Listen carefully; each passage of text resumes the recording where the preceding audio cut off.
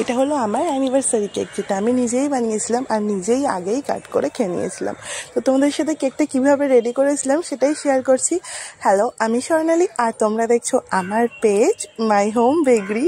আর এটা আমার করা প্রথম কোনো অকেশনের কেক, যেটা আমি আমার নিজের অ্যানিভার্সারিতেই বানিয়েছিলাম।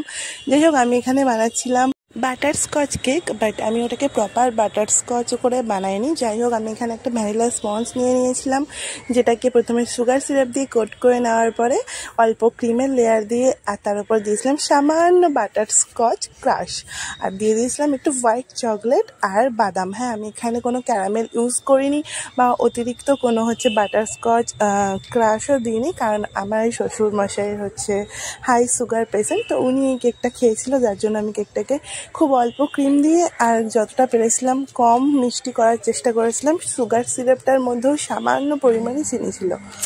আমি পরপর কেকের 3টে লেয়ার বসিয়ে নিয়েছিলাম, নিয়ে ক্রাম কোট করে খানিকক্ষণ ফ্রিজে রেখে দিয়েছিলাম, আর তারপর ফ্রিজ থেকে বের করে এটাকে করছিলাম হার্ট শেপে। এটা রাউন্ড শেপ কেক ছিল, তো এটাকে হার্ট শেপ করা খুবই ইজি।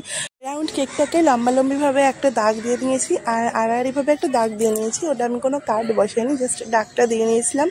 আর তারপরে যে 4টে খোপ হয়ে গেছিলো, ওইখানেই ত্রিকোণভাবে একটার সাথে একটা খোপের সাথে আর শুরু আর একটা খোপের শেষে কাট করে নিয়েছি।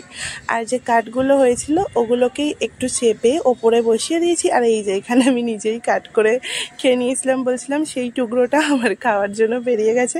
যাই হোক, এখান থেকে একটু কেটে নিয়েছি, এটা রাউন্ড শেপের হয়ে যায়। আর তারপরে ক্রিম নিয়ে পুরো কেকটাকে লেয়ারিং করে নিয়েছিলাম, আর তারপর ওটাকে ফ্রিজে সেট করার পরে আমি এইভাবে ডিজাইন করে নিয়েছিলাম, যেটার ভিডিও করা হয়নি।